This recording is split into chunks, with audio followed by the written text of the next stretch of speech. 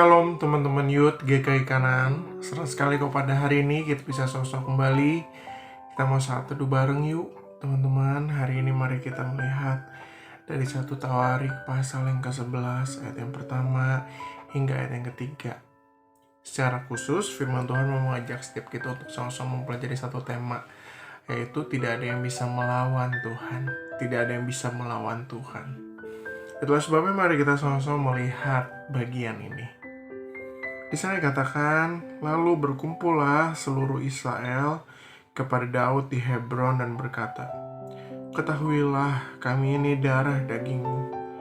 Telah lama ketika Saul memerintah, engkaulah yang memimpin segala gerakan orang Israel. Dan Tuhan Allahmu telah berfirman kepadamu, engkaulah yang harus menggembalakan umatku Israel, dan engkaulah yang menjadi raja atas umatku Israel. Maka datanglah semua tua-tua Israel menghadap raja di Hebron. Lalu Daud mengadakan perjanjian dengan mereka di Hebron di hadapan Tuhan.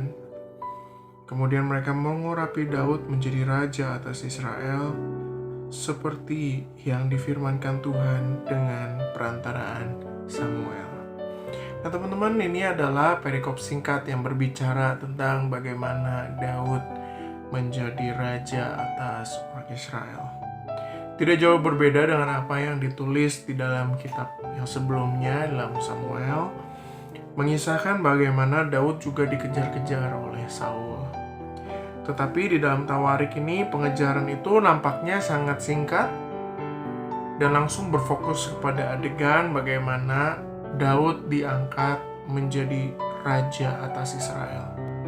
Tetapi menarik sekali di dalam pengangkatan raja Daud ini, di dalam ayat yang kedua B, di situ jelas dapat dilihat bagaimana Tuhan yang berperan di dalam proses pengangkatan Daud sebagai raja. Bagaimana dikisahkan bagaimana sesungguhnya Daud di situ digambarkan yang telah mendapatkan firman dari Tuhan bahwa Daudlah yang akan menggembalakan umatnya Israel. Nah teman-teman, mari kita perhatikan satu prinsip kebenaran firman Tuhan. Sesungguhnya ketika Tuhan sudah berfirman, tidak ada satu orang pun atau satu hal pun yang ada di dunia yang mampu mengganggu, menggugat Tuhan. Itulah sebabnya di dalam bagian ini digambarkan bagaimana Tuhan yang begitu berkuasa atas Daud dan yang rencananya tidak akan pernah gagal. Demikian pun rencana Tuhan di dalam hidup kamu, di dalam hidup Koko, dan di dalam hidup setiap kita. Sesungguhnya ketika Tuhan sudah memiliki rencana, tidak ada yang bisa mengganggu dan menggugat Tuhan. Itulah sebabnya teman-teman, sebagai anak-anak Tuhan, mari kita melakukan dua hal. Yang pertama, mari kita sama-sama belajar percaya bahwa Tuhan memberikan yang terbaik bagi kamu, bagi saya, bagi kita.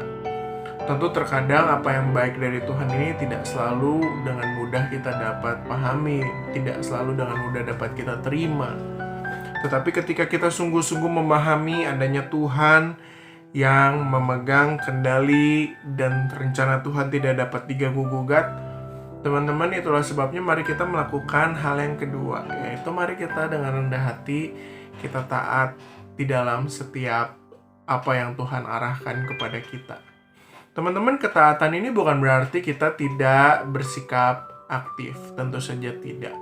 Tetapi ketaatan di dalam bagian ini sama seperti Daud.